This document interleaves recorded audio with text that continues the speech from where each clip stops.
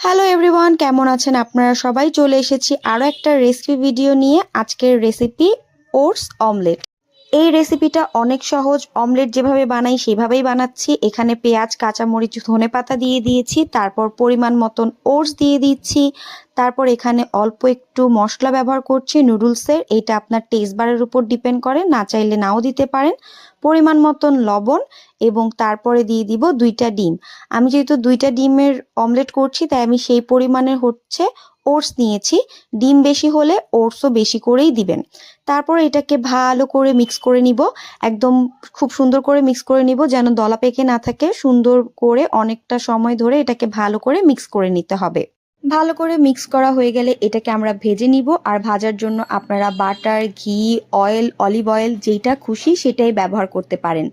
Oats কিন্তু আমাদের জন্য খুবই উপকারী। ওয়েট গেইন এবং ওয়েট লুজ দুইটার ক্ষেত্রেই কিন্তু মানুষ ওটস খেয়ে থাকে। ওটসের মধ্যে অনেক উপকারী জিনিসপত্র আছে যেটা আমাদের দেহের জন্য খুব ভালো কাজ করে।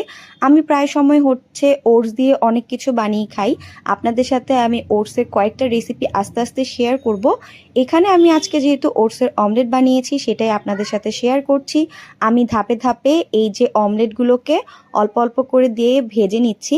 2টা ডিম দিয়ে আমার 3টা অমলেট হয়েছে। আপনারা 3টার বেশিও করতে পারবেন, আবার চাইলে কমও করতে পারবেন, এটা আপনাদের উপর ডিপেন্ড করছে।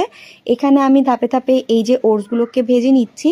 ওটস খেলে আমি কি বলবো, যারা ডায়েটে আছেন তারা সকালবেলায় ব্রেকফাস্টে এটা রাখতে পারেন এবং আপনারা অয়েলের বদলে অলিভ অয়েল অথবা বাটার ব্যবহার করবেন, তাহলেই হলো। এটা খুবই হেলদি একটা খাবার এবং অনেক বেশি টেস্টি।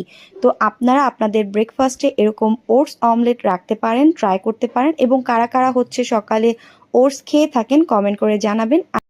আজকের মতন টাটা।